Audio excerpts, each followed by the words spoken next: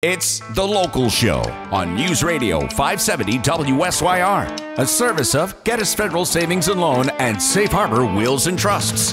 The Local Show, featuring conversations with business owners, employees, and local business leaders about their successes, challenges, and reasons for doing business right here in Central New York. The Local Show is locally produced by Zoey Advertising. Now, your hosts, Tom and Steve. Welcome in, ladies and gentlemen, to the 2023 pre-Thanksgiving edition of The Local Show. I'm your host, Tom Soccocio Jr., along with my friend and co-host, Steve Roberts. The Local Show features conversations about local businesses. We talk to the business owners, the CEOs, CFOs, entrepreneurs, nonprofits, business advocates, and other business-friendly organizations. We learn how they got into business, why they do business right here in Syracuse, New York, and where their businesses might be going in the future. You're going to hear all about their successes and their challenges, opportunities, marketing, and advertising. We're broadcasting from the Zoey Advertising Studios, sponsored by Safe Harbor Wills and Trusts and Geddes Federal Savings and Loan. Hey, Steve, how are you? I'm good. Welcome back from your extended, was it a vacation, or do you actually have the creeping crud? Like everyone else, I'm just waiting to die. So all queued up. Yes, ready to go. Well, you skipped your place in line last week. We're glad you're back. You are back in the powerful chair over there. I think you did fine. I was thinking to myself, oh my gosh, hey, he sounds just perfect for this radio market, and he should just keep doing it. I'm going through and speaking names poorly and reading things inaccurately, and I'm going, you know what? You do a great job. Maybe briefly, I'll appreciate you more, but let's not push that. But we're glad you're back, and we're glad you're not dead. I did have a great compliment from somebody who was in maintenance at one of the places I played over the weekend. Yeah. And they actually said to me, and I'm quoting him, he was pushing around, gathering stuff off the table, the trash. And he said, you know what? He goes, you should play all the parties over here because these other DJs really suck. And I said, oh, well, thank you. And that's really a compliment because, quite frankly, usually those people don't even talk to you. But you know what? But they know the difference. Yes. And you know what? And I'm sure you treated I always with treat respect, them with respect as you do. Yeah. And it's a team play at those things. So it's funny. It was funny. Well, welcome back, Tommy. Well, thanks. We've got attorney John Murphy coming up on the show today. Scott Henry is the chairperson, along with Brandon Janello. He's a board member of the Liverpool Turkey Trot. He'll be by. And then Neil Carr, vice president of Prime Heating and Air. We'll have a conversation with him. Attorney David Snyder is the owner of Snyder Law Firm, and we'll see what he's up to. Josh Lang is the pastor at Redeemer Church, and then Mike Intaglietta is the executive director of the Landmark Theater. We'll find out what's going on over there. Casey Cayley is the co-owner of Landry Farms, Onondaga Grown. We'll see what their farm does for our town and county. And Dan Rickman is the district director of the Upstate New York Small Business Administration, the SBA.gov, and we'll see what they're up to and how they can help people out there. John Murphy, how are you there? I'm doing very, very well, Tom. And I would say that all the other DJs do suck when compared to you. Well, thanks. And you know who said good things about you was Mary over at the Embassy Suites. I don't know if you remember Mary. She's the banquet coordinator over there. Yeah, we just had one of our biannual client events over there. Yeah, For our clients who are in our care, what we call a care program, we do lunch twice a year for them, update them. They have a nice room over there, I think, and I think they have a good crew. Didn't you spend the week over there? Because you had that event, and then you had Sheila. Yeah, then you were there for Sheila Ostrom's event. Yeah, with the Alzheimer's and the memory. How'd that go? That was great. I had a lot of fun doing the panel, and a lot of interesting topics, but a lot of really great folks who were interested in what we do. Right. And I like to support Sheila and all, mostly ladies in that area. I've never seen that room fuller. Yeah. Oh, it was great. Yeah. It was wall to wall.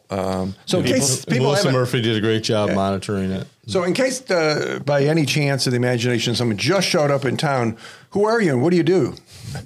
Well, I own a law firm called Safe Harbor Wills and Trusts, and what we do is we help protect people's home and life savings primarily from long-term care costs, but also we keep it out of probate. We make sure that after you're gone, your money stays in your family. It doesn't wind up with ex-sons-in-laws or daughters-in-law, things of that nature. And if you've passed away, we can help take care of the estate. You know, we like to say, you take care of your family, we'll take care of the paperwork. So you're talking to people that have passed away. Is that what I just heard you say? Do you get much feedback from them? We do. Good job. All the other attorneys suck. You're doing great. That's wonderful. I was going to ask you if you think anything's going to change in the new year as we approach the new year. You've been doing this for quite some time, where you've focused on wills and trusts. Is there going to be anything new that there's a huge change coming, and it's actually there's a benefit out there, a program not many people know about. It's great for seniors. It's called Home Care or Community Medicaid. Okay, so a lot of people understand that you can get Medicaid to help you pay for a nursing home because it's very expensive. Right. You can also get Medicaid to help you pay for home care, so to keep you at home and out of a nursing home. Oh, that's nice. Yes, it's fantastic. It's a wonderful program. Folks like Nescentia and Loretto, and there's other services that will accept Medicaid benefits to come and help you stay in your home. You have to have a medical need for it. It's not that I can't cook my dinner. Oh, okay. But there's a medical need. It's different than what Sheila does and provides care for you. Can you cook your dinner? I can. I'm a wonderful cook. But that could be a heart problem. It could be advanced diabetes and things like that. Yeah, think that you can't dress, you Bad back. can't bathe, you can't get out of a chair, those types of things. But how do you get Medicaid if you're not broke? Well, there's different qualifications for that. What we help people do is get them financially eligible, position them if they're not already eligible for home care Medicaid or nursing home Medicaid. It's about maybe using trust, about maybe putting money in one spouse's name versus the other. Mm-hmm. There's things called pool trusts where you can shelter excess income but still use it to pay your bills. So we kind of help you get financially eligible. The big change is coming that up until March of next year, there has never been a look-back period. Like, what did you do with your money? So a lot of people know about the look-back period for nursing home. They want to know, hey, in the last 5 years, did you give away any money to put yourself in a position to get Medicaid? Because if you did, we're going to make you ineligible, and there's a formula for that. It's a period of months, depending on how much money you gave away. For home care, there has never been one because home care is great. It keeps people out of a nursing home. It saves the state money. But now they're instituting a 30-month look-back period.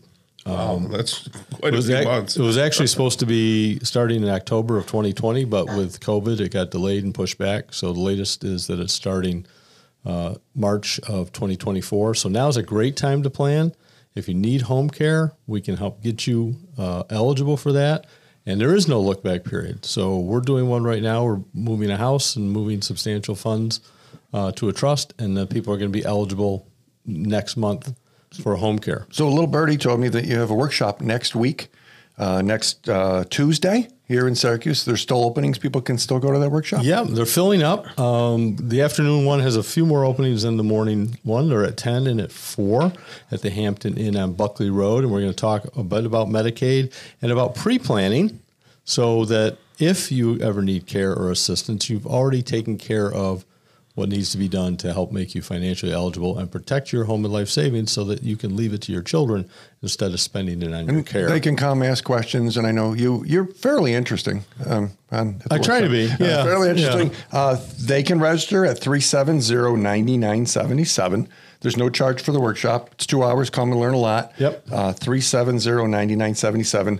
I think they can also register at the website. Yes. safeharborwillsandtrust.com, and there's like a workshop tab there, I think. If I remember right. The workshop tab. Give us your information. We look forward to seeing you. Excellent. All right. John Murphy right there. Attorney John Murphy from Safe Harbor Wills and Trusts. You have a great rest of the day, okay? You too. All right. Coming up next, we're going to talk with Scott Henry.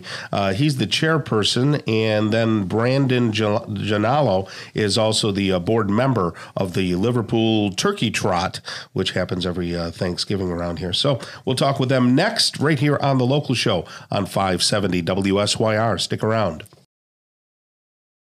Welcome back to The Local Show, a service of Gettys Federal Savings and Loan and Safe Harbor Wills and Trusts. The Local Show, featuring conversations with business owners, employees, and local business leaders about their successes, challenges, and reasons for doing business right here in Central New York. The Local Show, locally produced by Zoey Advertising. Now, here are your hosts, Tom and Steve.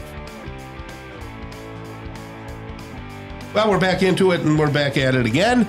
Welcome to the local show right here on 570 WSYR with Tom and Steve. And we're also on the YouTube channel, so you can check that out. Tom. Just look it up. Tom. Yeah. Something happened while you were gone convalescing. Yes. What's that? I got some walleyes.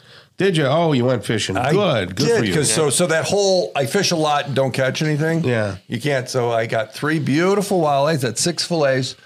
And, nice. and 6 poor man scallops, which is the cheek meat, right? And it was awesome. So I was happy. My wife doesn't know why I get so excited when I fish, but it was exciting. Nobody knows. I know. Really. And then I went up the North Shore and was fishing and caught a big brown trout randomly in one of the trips from Oneida Lake, which people don't usually give us a butte. I threw it back. They're not my fish to eat. They're just, but it was fun. Trout's still in season though, right? In a lake like that, I don't think season actually ends. Yeah, there's not steelhead, right? Really. Yeah. Well, this was a brown trout, so steelhead typically a run on Lake Ontario, run up and then go back and forth. But it was unusual. So never been. I'm very happy, Tom. I know it means a lot to you. Yes. Anyway, so there you go. Well, now everybody feels much more enriched. I'm glad everybody, because I told folks drop off wildlife fillets here at the Zoey Studios. Nobody did. I had to go get it myself. You did it. Well, very good. He doesn't smell like fish, does he? No, he didn't bring any for the rest of us either. Wait, just to be clear, if somebody gets a deer, tenderloin can still be dropped off here at any time. Yeah, you can do the deer thing. Yeah. 2 perennial favorites here with us right now. Scott Henry is the chairperson of the Liverpool Turkey Trot. And then Brandon, this is the first time I'm meeting Brandon. Brandon Janello, is that how I say your name? That's correct, yeah. Are you Italian, Brandon? I am actually not. It sounds Italian, but it's Irish. Is it really? Yep. That is an interesting name then. Yeah. We'll let you stay anyway. Board member. An Irish guy that doesn't drink beer. Also true. Oh, wow. Yep. Yeah. Well, you're a runner, right? Yeah. Well, sort of, yeah. More so in the past. You two are both slim and fit. What high school did you go to, Brandon? I went to Liverpool. You were okay. What about you, Scott? Liverpool High School, too. Oh, you're both They did real Liverpool well at people. CBA for CBA last week. I'm kidding. Crushed. Yeah, crushed you. Yeah. I used to run for what's her name? Mike Reardon. You remember Coach Reardon? Name sound familiar? No. I don't know how old you guys are, but he was over at CBA for years. Yep. And a great track team, a lot of long distance. We used to run up in the cemetery over there. Yep. By CBA. They would make you run fast. Yes, go fast. You're built like a runner, Tom. Well, I was a sprinter. I was a sprinter. I wasn't a distance guy. Although many times I ran in this kind of weather with the socks. That was the big thing. You'd put your tube socks over your hands instead of gloves. Oh. This was back in the late 70s. And what was the reason for that? Because your hands were freezing. Well, yeah. Okay. We did it because we couldn't afford gloves. Right, gloves, yeah. But that was socks okay. around. Tom, they had the money. But socks are better because you don't have the fingers. You're right. So your extremities so it's like a mitten. Cold. It's like a mitten, yeah. Yeah, and you'd see all these guys. They had the stripes at the end. The old tube stocks. The old tube stocks. So the turkey trot, does anybody wear socks on their hands? Did they do that? I haven't seen that one yet. I don't think. No, now they got all sorts of modern turkey feathers, gear. But we do give out socks at times. So tell us what the turkey trot is.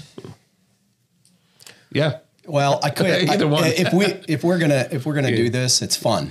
Turkey Trot's fun. It's about the community. It gathers people, and it's connected to charity. So we try to nail that down and make sure that you're out of your house, you're going to have fun with us, and you're going to connect to charity. What year did it start? Geez, 9 years ago. It's hard. This is our 10th year. This is. I thought it was going on for longer than that. No. I really did. Yeah, 10 years. Well, we are probably the newest turkey trot, but the largest now and the largest charity giving turkey trot, which is one thing we're very proud of. Yeah. So how many corporations? What are some of the big names we can look forward to? Presenting sponsor is Blue Furs. Used to be Cryomec. Their acquisition by Blue Furs, and they've been really loyal. A big presenting sponsor to us. Davison Ford. From that's Clay. A big one, yeah. Great place. Very loyal. IBD Engineering. You can go down the list in terms of Powers. Yes, George Powers, Powers Accounting. There we go. So Brandon, how did you get involved in this thing? Where's your role? So So my role, so I've known Scott for many years. We coached together for Liverpool swimming. That's how we got connected. In fact, that's where a lot of us on the board who organized the Turkey Trot came from. So it had been an idea that Scott had for many years that he had talked about doing. And we were always like, oh, Scott, you're never going to start your own Thanksgiving Day race. But you know, knowing Scott the way we do, he did end up doing that and kind of roped all of us into helping. And at first it was a small thing. You'd kind of do a few things before Thanksgiving, show up on Thanksgiving morning, have some fun with it. But as he said, it's now grown into the largest charity Thanksgiving event in Central New York. This year, we're hoping for about 2,000 participants.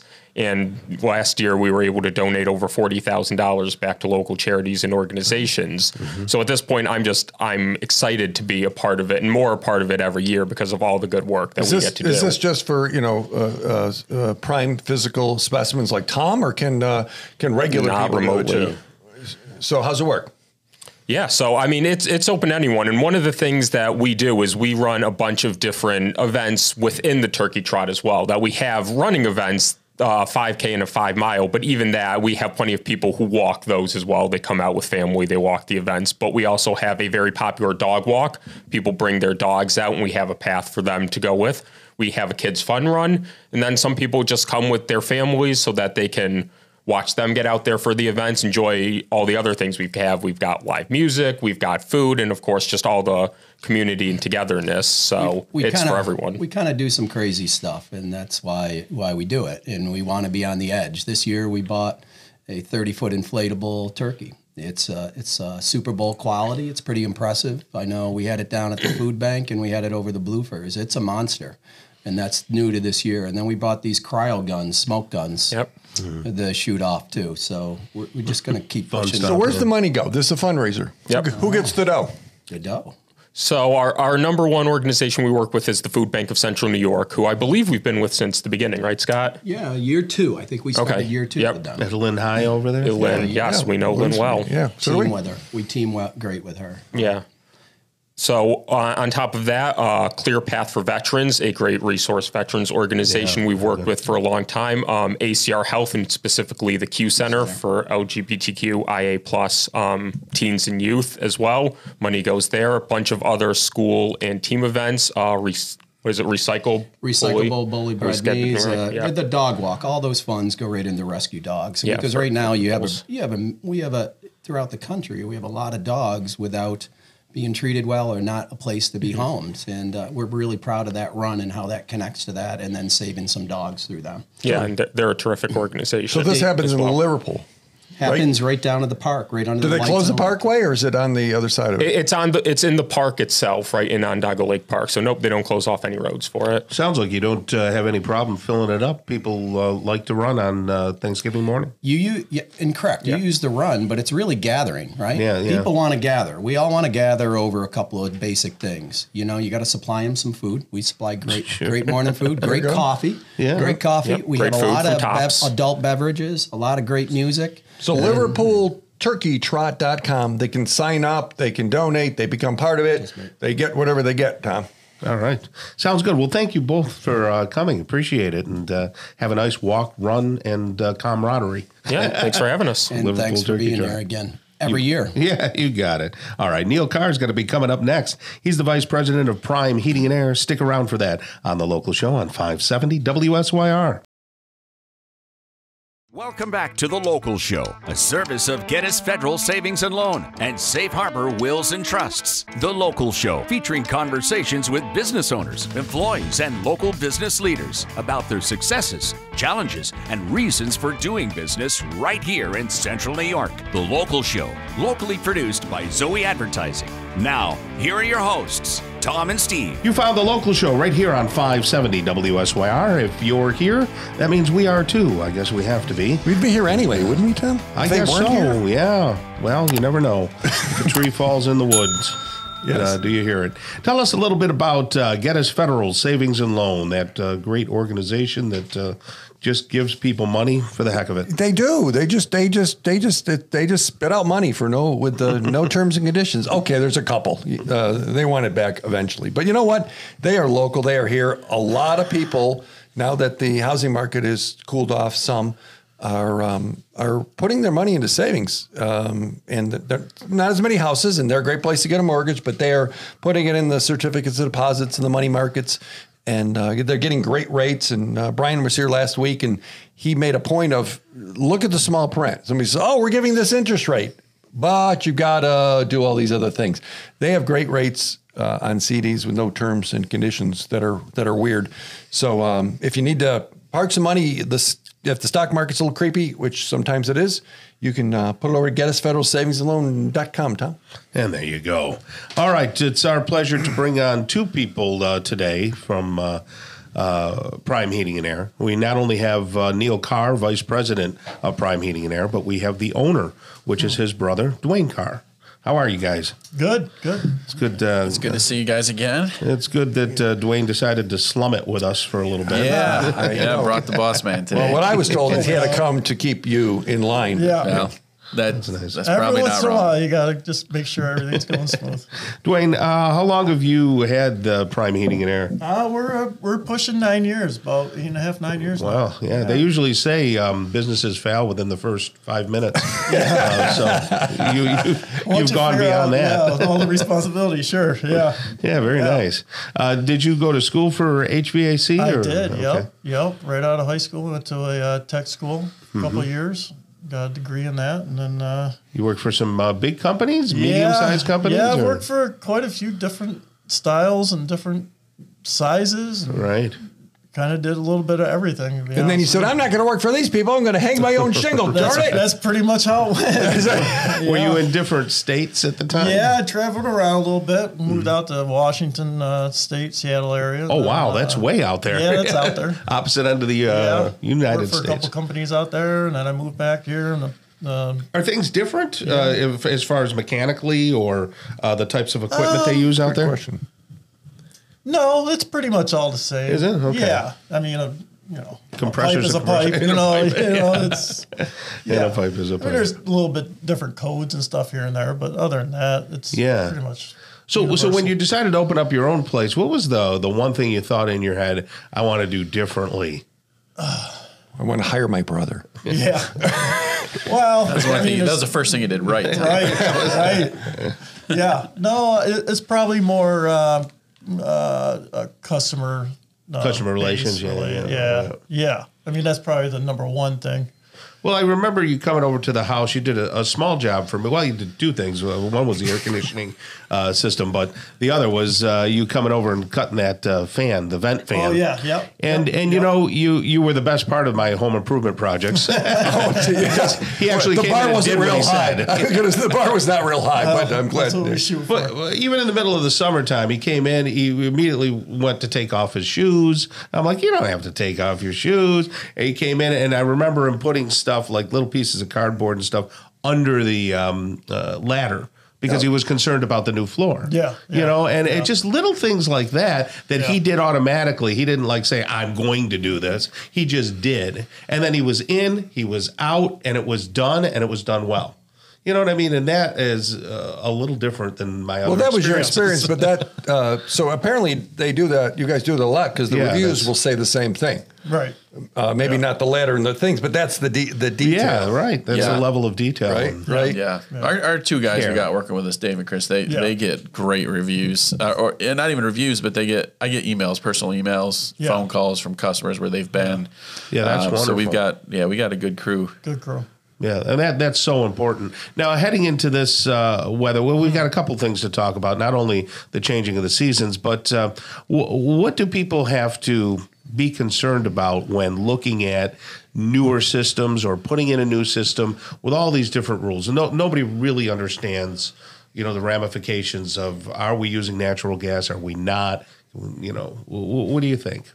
It varies. It really depends on the customer, what their needs. You know, but the laws coming down is like, oh, you have to do this or you have to do I'm not that. seeing any of that right now. None of this mandatory anything. No. I mean, there's good reason to move towards that direction, but it's not mandatory. you know, with the efficiencies and. So in your opinion, you don't feel that everything is politically motivated. I think we're all seeing things through a weird lens. I mean, yeah, Steve's, you know, one of the crazies. No, like I said, every house is different. Every customer's needs are different. Yeah. You know, but yes, the you know, the way that they're trying to push us, yeah, it's good to look towards that way because that's, you know, where the industry's going. So just because you have a heat pump doesn't mean you have a donkey sticker on it or anything. No. I think, the big thing is they got to just scale back, you know, the statements of all electric state kind of thing. That's a bit, I feel a bit far fetched, but having the equipment with a gas backup is a great system, quality system. Yes. But the all electric homes, I think, is going to be a tough. That's a tough sell. So it's obviously cooling down. People are calling for what right now? Oh, we get a little bit of everything. I mean, we got the heat pump, boilers, furnaces. Yeah, equipment replacements. We're getting a lot of service. Yeah. Why does someone switch to, because you get new business every week. Yeah. Mm-hmm. Yeah. Okay, why didn't they just stay where they were? What perpetuates someone to say, you know what, I got to call someone else, and they end up calling you and maybe other companies. But why the change? Well, there's a couple reasons. I mean, one, maybe price, you know, one or another might be they're just not finding what the issue is. So frustration not being able to get it fixed? Yeah, there's a little bit of that. What do you think, Neil? Yeah, I think those are a couple good things too. I think they're not, like Tom said, maybe they came in and they did something and they didn't, maybe they didn't track, you know, mud through the house, or they didn't do things 100% the way they were hoping they would, or they, you know, keep pushing them off. We'll get there. And then, you know, most of the time, if they're switching from someone they've been having maintenance all along with, and they're calling someone else, it's because they're unhappy with the service. So that goes back to what Dwayne was saying. You know, one of the main reasons why he wanted to start was to provide great quality service, and that's where it starts. So how do you balance the emergency services with, you know, how much business you have and everything? Can people get a hold of you pretty readily? That's my biggest challenge. He's got a magic ball over there. You know. Something. Yeah. You know, it's tough. We get it. You know, obviously, it's, you know, if it's super cold, people they get nervous. They want their stuff fixed right now. Yeah. You know, we just process through it, you know, one at a time, and we let them know, hey, you know, we will get there today. It might not be till later in the day, or it might end up having to be after hours. So just prioritize things. Okay, so if someone wanted to chat, maybe they have a question, maybe they want to do something different. 802-4287. That's the one. So 802-4287. That's in the big area code, Tom. The 315. Day or night. PrimeHeatandAir.com. That's a 24/7 number. Yep. A 24/7 number. Okay. Yep. All right. Excellent. Well, thank you both for coming. That's Neil Carr, Vice President of Prime Heating and Air, along with his brother, Dwayne Carr, the owner, and they will take care of you, keep you warm and cozy all winter long. You guys have a great rest of the day, okay? You too. Thanks, guys. Okay. Coming up next, attorney David Snyder, the owner of Snyder Law Firm. We'll find out about what he does in his firm right here on the local show on 570 WSYR.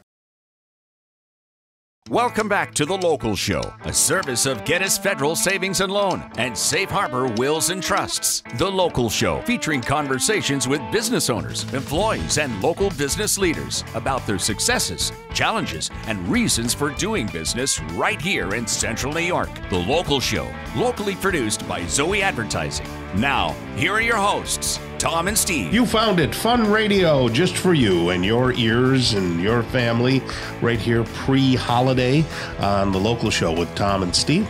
It's hard to believe that we're already around to the holidays. I remember looking at the calendar thinking, golly, we don't have to worry about that until that. And then you go, it's here. Isn't your family like abandoning you for the holiday and going? No, we have to go pick up Shannon from Disney. Okay. So the wife's going down to get her, but I'm not going. You're not going. Will they be back by Thanksgiving? Or are they going to hang out? the day before. So I have to prep everything. Wait, you have to cook the whole Thanksgiving dinner? Yes. No. Yeah. Dinner reservations. No. That's not fair. I don't make enough money to do that kind of stuff. That's not. Well, look what it costs to do it all the other way. You just got to put it together. But actually, my father-in-law will get some stuff. He does the honey baked ham. That's some good stuff there. So he'll probably get a honey baked ham. So you're not doing a turkey, or you got to do both? No, I'll do a turkey. Yeah, we got our Walmart turkey. That's Went over there and got one for 99 cents a pound or whatever it was. And yeah, I'll do a turkey and all that. But yeah, they'll be gone for 4 or 5 days. The project that I had started over the summer that people are probably familiar with, that I was complaining about, still isn't done. So I have baseboards to put on, I have walls to paint and all that. Well, if you need me to come over and do some handiwork. No, that's fine. That's okay. Thank you for offering. Can I cut this board? Very nice. No. That'll be me and the dogs, and we'll do that thing. Mikey's got to get his teeth out, by the way, the beagle. It turns out that his teeth rotted to all high heaven, so now he has an abscess, and it's only a cool $2,000 to get the teeth pulled. Oh my gosh! What is that? Like $200 a tooth? That's a lot. Gee whiz! Oh, good golly! So, folks, you think you got it bad? You got it great. You just listen to Tom here on the local show, and you'll think that you got it. Or you could be a lawyer. Yeah.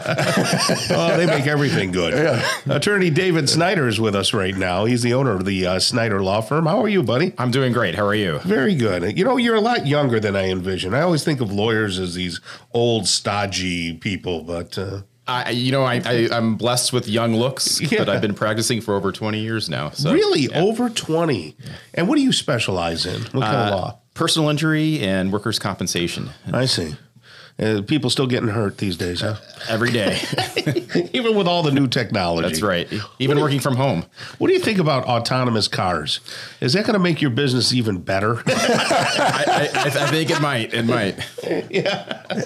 No, I'm all for autonomous cars. I mean, I do think computers are a little bit more adept at paying attention than people are. Yeah, so you got a point there. As bad as people are driving, I just can't imagine that a computer is going to do any worse. Well, and then who do you blame, though? Well, right. Those companies will have deeper pockets. So right. If there really was a mistake, and I think it's already borne out a little bit that these cars are causing accidents that a person may not have, but right.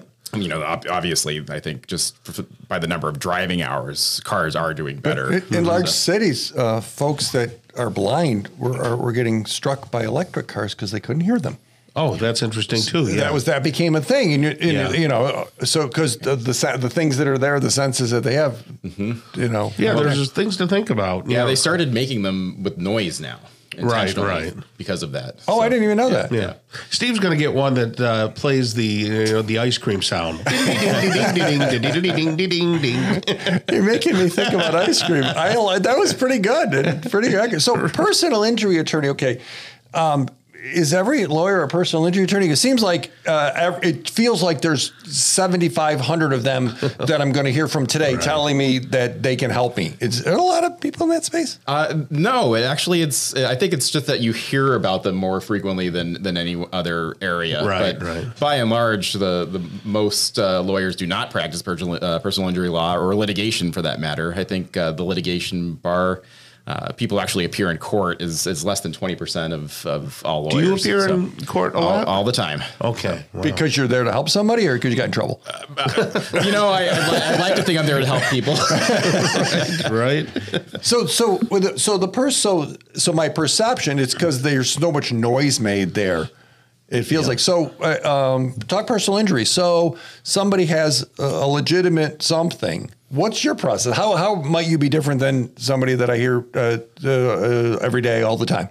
I think the biggest difference is when you call, you are going to talk to me that day. And I think a lot of other, shops, we'll call them that. They've got a hierarchy of people that you're going to talk to, and you're not going to actually deal with the lawyer very much at all. And that's not necessarily the case. Do you ever want to be that big? I don't.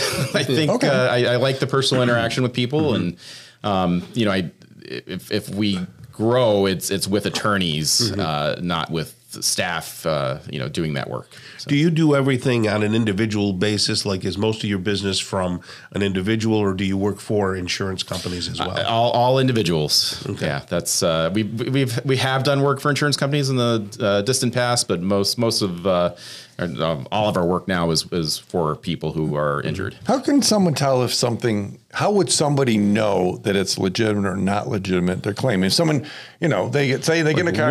When do you need a personal when do you attorney? need better, Tom? That's why Tom's the professional. That was a great question, Tom. That's why he should ask the questions. What he said. When do you need one? If you're injured, I think there's any doubt in your mind about who's at fault, you should be calling a lawyer without question.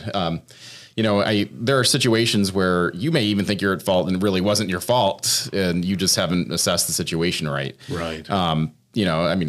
That's not always the case, but that does happen. And sometimes you might not know that you're hurt. That's right. That's right. So would it be good to call you anyway? I think that's not a bad idea, because brain injuries are one of the kinds of cases where people don't necessarily think that they're injured, and they've got these headaches and it's just kind of lingering, and they don't know how to proceed, and that's where we can help. Steve got one of those, but he had nobody to blame but himself. That's a story for another day, Tom.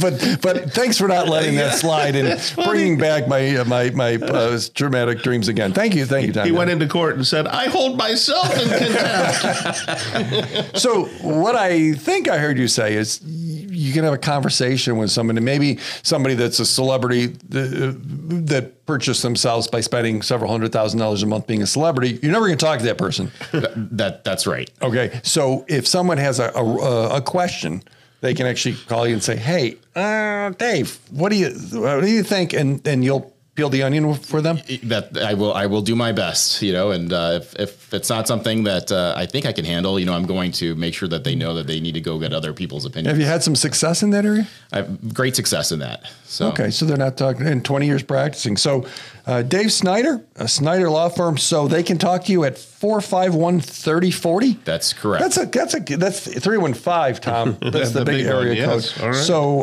451-3040.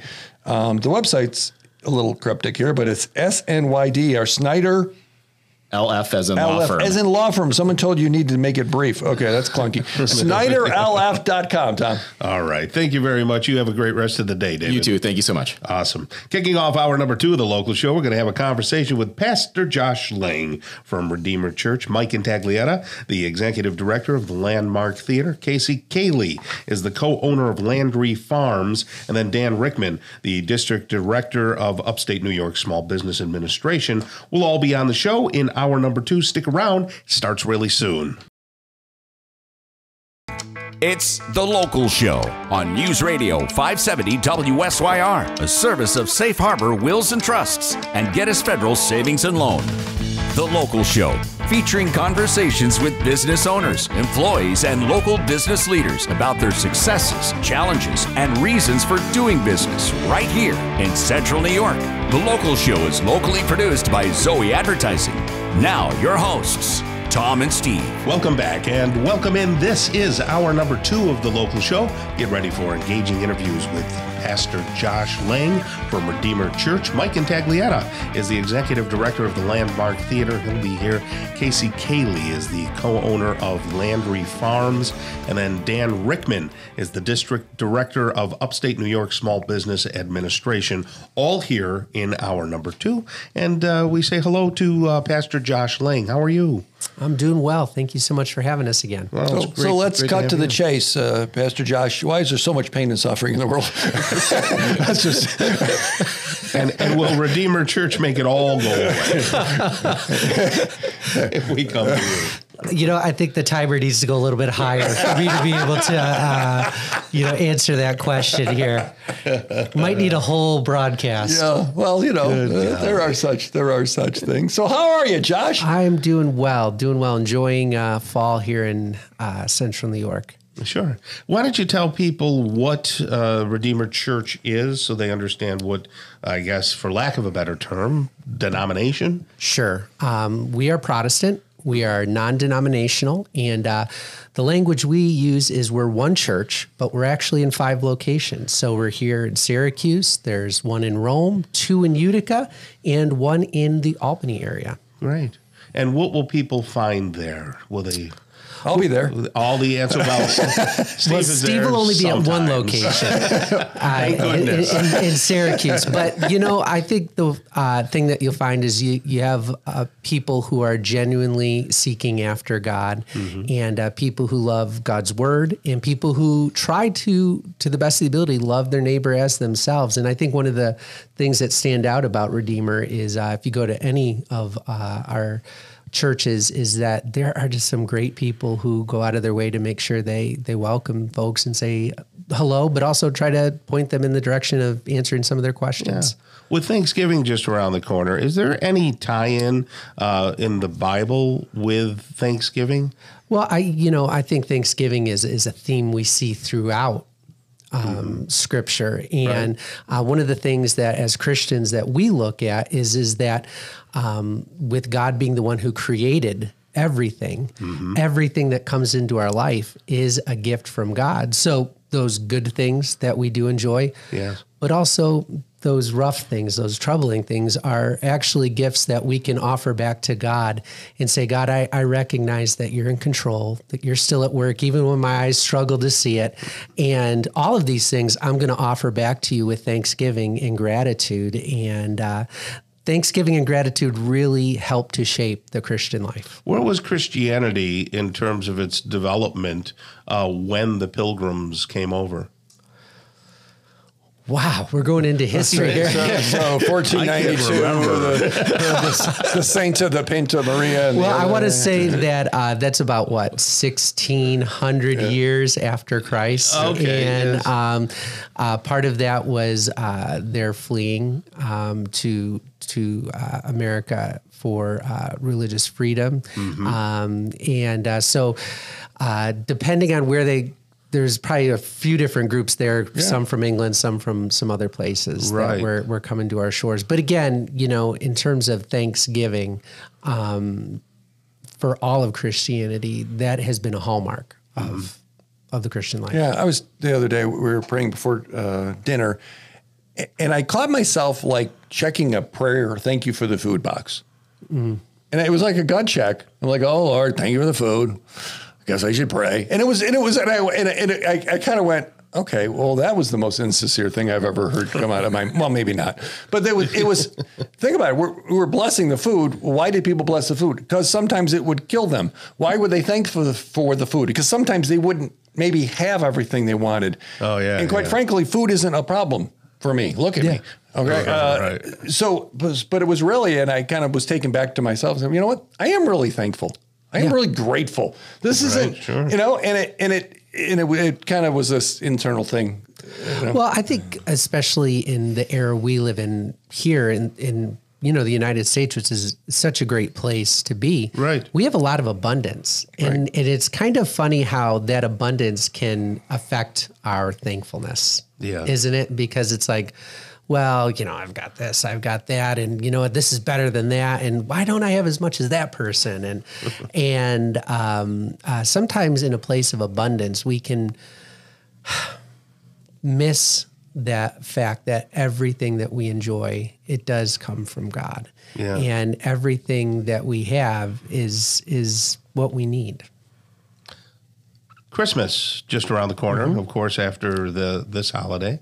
What do you have going over there at the church? And was Jesus born on December 25th? Jesus has nothing to do with Christmas. I know that. I've been told. Well, actually, one of the big things that Redeemer has going on that actually all of our locations are participating in, from Albany to Syracuse, is we're renting the Stanley Theater. And on December 8th at 7 p.m., we're having a program called Sing an Irish Christmas with Keith and Kristen Getty, who, if you don't know those names, they're probably the preeminent hymn writers in the world today. Wow. Writing songs like In Christ Alone, Christ Our Hope in Life and Death, which In Christ Alone is sung every Sunday around the world. That's a newer hymn? Yeah, in the last 20 years. Okay. Yeah. And so they're coming into Utica. And actually, the great thing about it is we're their stop before Carnegie Hall. And so the very next night, they're going down and they're going to be playing in New York City at Carnegie Hall. And so they're stopping in Utica. And so all of our locations are coming together. And we're going to be renting the theater. And it's going to be a great night of music. I mean, these are world-class musicians. And they're going to, unite the tradition and yet innovation and bring just a great night of music that is Americana, bluegrass, Celtic, classical, and it's just going to be a great night just to come out. And where can people get tickets for that? They can get tickets at thestanley.org. Mm-hmm. Stanley, beautiful place too. It is a beautiful place to admire. So, tell me, when did we see this shift from? We joke a little bit about Jesus not being part of Christmas, but I never remember when I was younger, there being even a question or a discussion about Jesus and Christmas. Well, being in the Northeast, we've been on a secularizing trend, probably for a long time. Right. Yeah. And one of the things, though, that happens, and the reason we wanted to have this event at the Stanley Theater is that at Christmas time, people... Yes, they get caught up in the presents and just the kind of nostalgia of Christmas. Yes. But it's also a season in life where people begin to ask deeper questions. Mm-hmm. And we hope to provide not only a night that is going to just be a blessing to families, but also a night that hopefully helps point them in the direction of getting answers to those deeper questions. Right. And of course, if you can't go to Utica or don't want to go that far, church on Sunday? Yep. Tell us about it. It is 10 a.m. right across the street from Nottingham High School. And we'd love for you to come out. And it's a welcoming place. And we have some great people. And you're going to hear God's word and just have a great time in his presence. Excellent. Well, thank you, Pastor Josh Lang. We always appreciate you stopping by and setting us on the right course. Thanks for having me. Have a good rest of the day. Mike Intagliata is coming up next. He's the executive director of the Landmark Theater. We'll see what's doing over at the theater right here on the local show on 570 WSYR.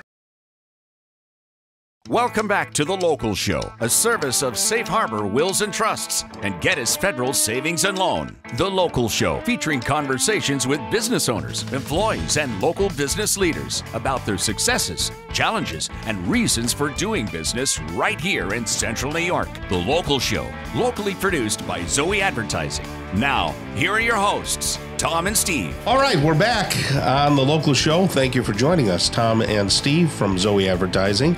And we champion local businesses and local organizations around town. A great organization that's been around for a long time and does a great, service for the community is the Landmark Theater. Mike Intagliata, Italian guy, which I enjoy having on, is the executive director over there. How are you, buddy? I'm great. Thanks so much for having me. How many years you been over there? I have been here for 8 years. 8 years, okay. Yeah. What'd you do before that? Were you an actor? Or? I did do some acting in college. Yeah. Summer stock mostly. Yeah. And then I actually went down to New York to pursue a career in improvisational comedy. Oh, right. I wasn't good enough to make any money at it. So I moved back here and ended up working at the Red House for a few years and then at the Arts Council for a few years before landing at the Landmark. Yeah, wonderful. Were you at the Red House when Ron Keck first started building the sound studio? Yeah, it was a fun time because we were both trying to kind of run an art center and we had a big construction project right on top of us. Boy, that was big, man. Yeah. Well, fun stuff, though. Where's the Red House now? I don't even know where. They're right across the street from us. Oh, okay, great. So they're right at the corner of Salina and Jefferson Street. You ever get any of the vibes back? You go over there and do a little something? They have they're celebrating their, is it 20th anniversary? Oh, golly, that long. And they've got a nice retrospective from across the years, and my picture did not make the cut. Oh, come on. I'm wounded. At least you're not bitter. No, I'm not. No grades. Not at all. So you've been in this kind of acting world and all that. And what do you do? Like, what's a day in the life of an executive director of a place like this? You know what? They're never the same, and we have to touch pretty much every aspect of the operation. So we might be booking shows, confirming shows, settling shows. Right. We might have a show. We've got Aladdin in town right now. And so that obviously throws the schedule. Still have tickets for this weekend, huh? We absolutely do, especially the Saturday night and then both Sunday shows. The show any good? Great. I haven't seen it yet. I haven't seen it yet. I'm looking forward to it. No kidding. Yeah, you're just. And I never watch them when they're in the theater. You're busy. I can't relax enough to enjoy the show. You need to kind of be able to turn off, and I can't. Tommy has the same problem with life. Yes, that happens to me a lot. So what else is cooking there? We have a lot going on. This is one of our busiest falls in a while. Good. So. After Aladdin, we're going to have the Syracuse, the New York State Craft Brewers Association holding their annual Brewfest, and then Bush, the great '90s British band, is going to be joining us. And then right around Thanksgiving, the day before, we've got Jason Bonham's Led Zeppelin Experience, and then the day after, we have Elf in concert. Nice. So we'll have the movie Elf along with Symphoria providing the score. Okay, so it's the movie experience. So it's okay. So it's the original movie. Yep. With with the music, with great digital projection and everything else. That kind of kicks off our holiday programming. We also have Nutcracker Magical Christmas Ballet. Right. We've got the 25th anniversary of the Irish Tenors. Now, the Irish Tenors is not necessarily my particular taste in music, but I am a Yankees fan. Right. And Ronan Tynan is going to be there, and I was a big fan back in the post 9/11 days when he was singing God Bless America for every show, and I cannot wait for that. We, of course, have Jerry Seinfeld, who's going to be joining us this winter, as he does frequently. Do you give him the stink eye, and say, geez, you upstage me and you didn't give me my shot, I did. It's funny. I did some stand up in New York at some of the places where his picture was hanging up. And, we never really conversed about it, but maybe I'll bring it up. Yeah. What's the story with me not making it? That was pretty good, Tom. So the going to an event there, I still find it amazing. I feel like I've stepped back 100 years in time. You guys have done amazing restorations. The seats, the little coils don't stick in the butt anymore. Yeah. Not that they do. You know what I mean? It's a better experience than it was maybe 20 years ago. Is that fair? The bathrooms are better? The bathrooms are better, yeah. So we really take a philosophy that, we want to preserve that aura of stepping into a 1928 theater, but it should be as comfortable and have the amenities of a 21st century theater. So, yes, we've expanded the restrooms. That fundraising project was successful. We've added 9 additional ladies' rooms. We replaced the seats. We did that right in the ladies' room. We replaced all the chairs in the auditorium. We did that right at the tail end of COVID. We also have a new point of sale system, which should be faster, and also we have more concession areas on the main floor, so that you don't have to wait as long for your drink. We're always looking for ways to improve that. And you can bring drinks into the auditorium, right? Absolutely, you can. So you get a snack, you don't have to chug it down and go in. You can keep it with you. Yep, absolutely. Yeah. We're always trying to, and then of course, this summer when we were doing the restroom project, obviously we couldn't operate. So we, spent a fair amount of time restoring some of the lobby work to make sure that it's up to snuff. Mm-hmm. The biggest project left kind of still on our list is restoring the auditorium. The auditorium's never been touched by, professional restoration artists. But it's still stunning. It is absolutely stunning. But I think when you see, next time you're in the theater, there's 2, they're fake opera boxes. I know. Yeah. So look at the one on the left, and you'll see that it is gleaming gold. And if you look at the one on the right, you'll see it's kind of a dusky bronze. Oh, okay. The one on the left was done as a proof of concept of what the entire theater will look like once we have the ability to clean and restore all that plaster work across the entire auditorium. Yeah. The entire place will gleam gold.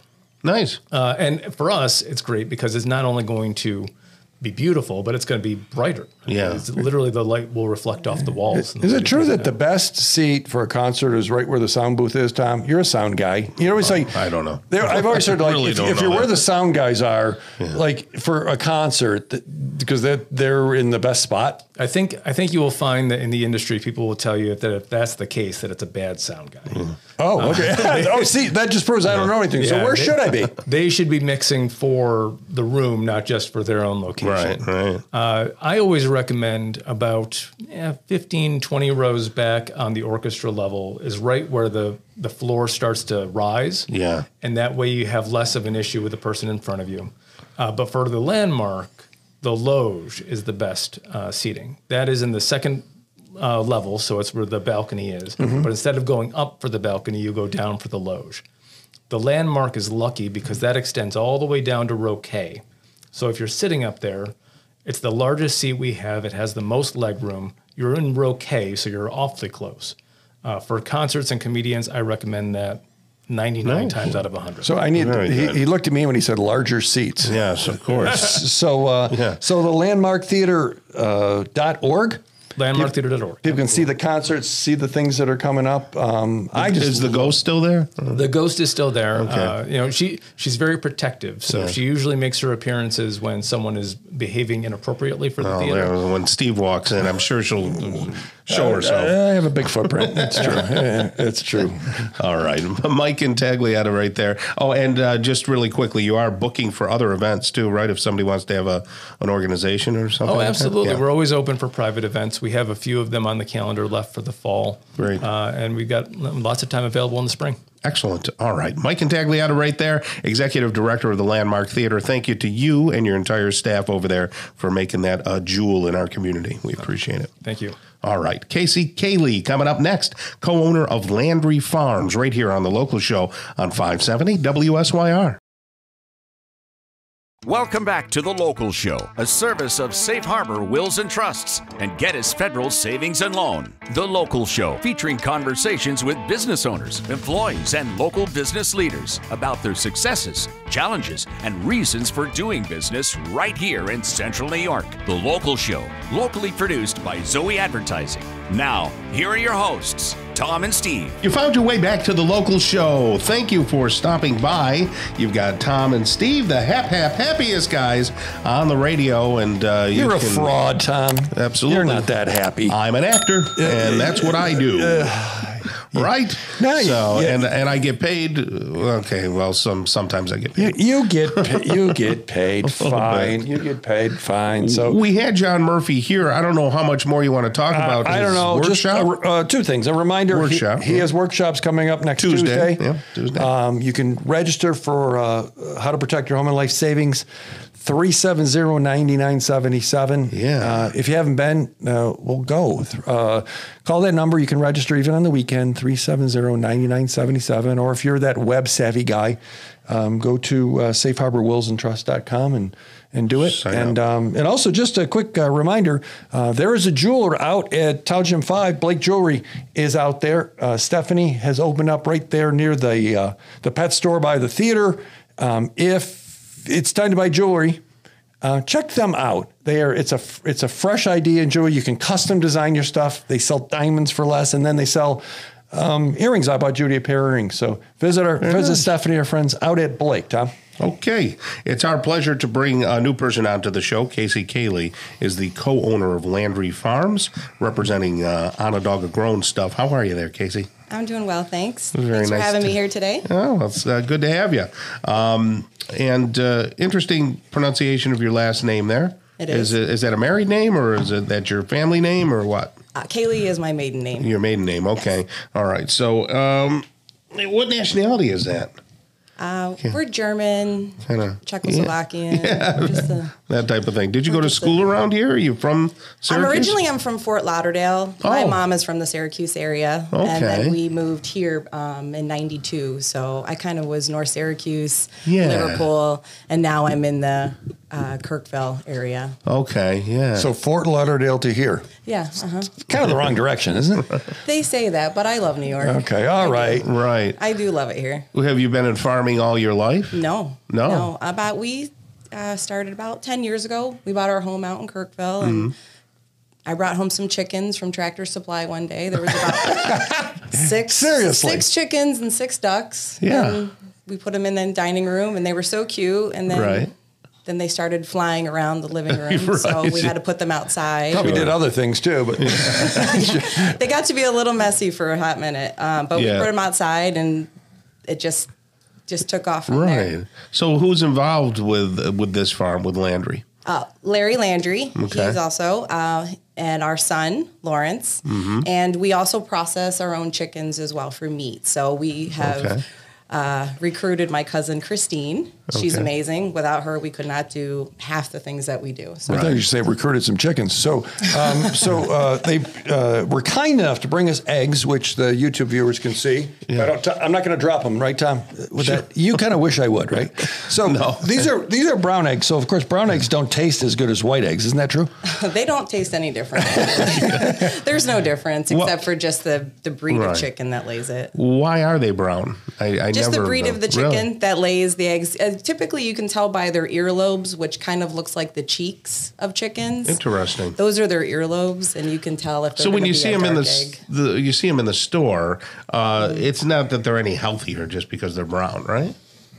Well, farm fresh eggs are always going to be healthier than what you get commercially raised or typically would buy in the grocery store. But if they're brown, the colored isn't an indicator that they're farm fresh. No. How long do eggs last?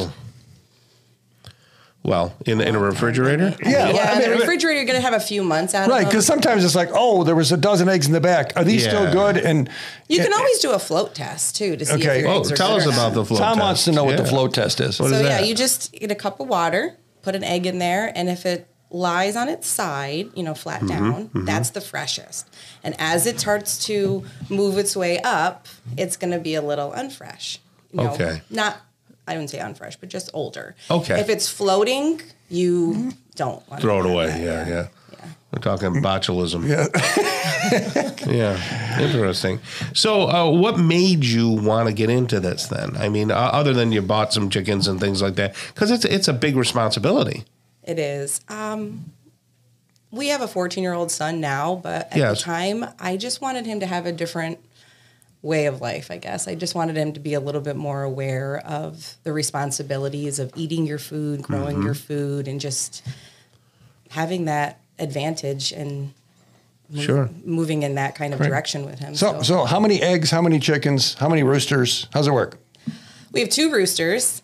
We have 350 chickens. They got a good life. Okay. They do. And that's pretty much how it goes. I mean, we have some beehives. We had a beehive that I split into a second hive. I wasn't successful with it, but I'll try again. See how that goes. It's kind of a 50-50 shot with bees. Yeah. So how many eggs does a chicken crank out in a week, a day, a year? They lay one every 26 hours. Okay. It's not too bad. So I mean, for the girl, for the hen, it sounds right. Sounds a lot. And are you make a full-time living off of this? I don't know any farmers that make a full-time living off of farmers. Yeah. No, this is But you're self-sustaining. Sure. Yeah.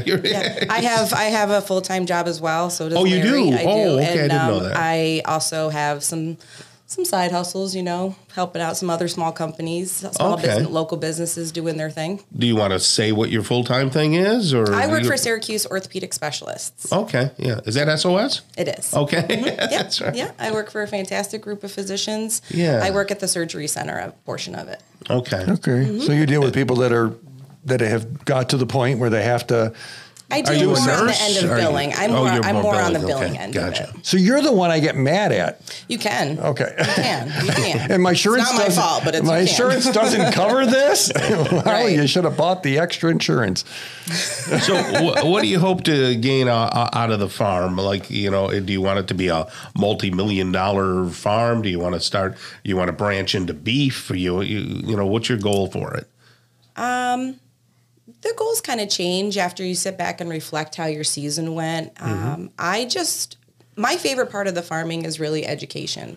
I love being a part of the community. I love going to the farmers markets and being there and building relationships. I think it's important to be able to have a community that can support you. And by doing that, they need to know who you are and how do you raise your food and what's the process there. I think that's key in developing those relationships and those customers. Very nice.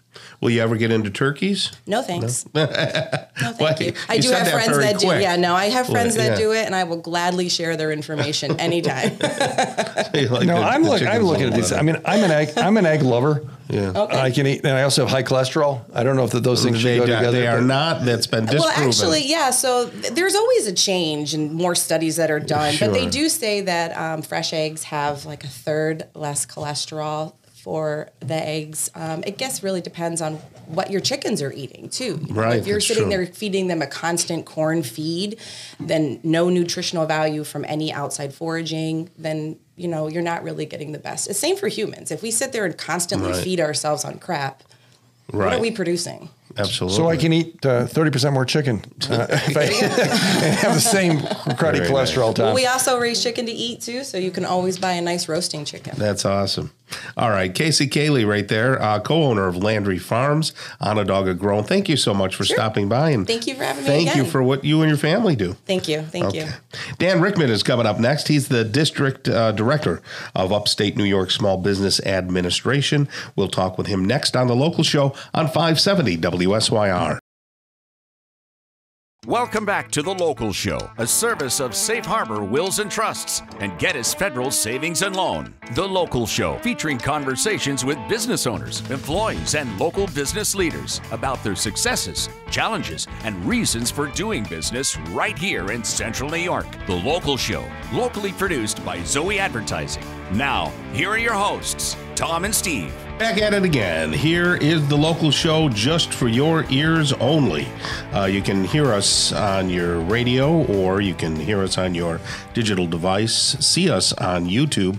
Check out the Zoey Advertising page. It's all there for you. The Local Show, where we champion local business and local organizations. You missed something, and Tom. all that. Tom, you missed something. Oh, what's that, Steve? Every show you say it's the last bastion of something, or talk radio, and I always roll my eyes. You didn't do that this week. No. Is there another bastion? No, I didn't do it because you don't like it. So what? Like you that? had to bring it up. So you. That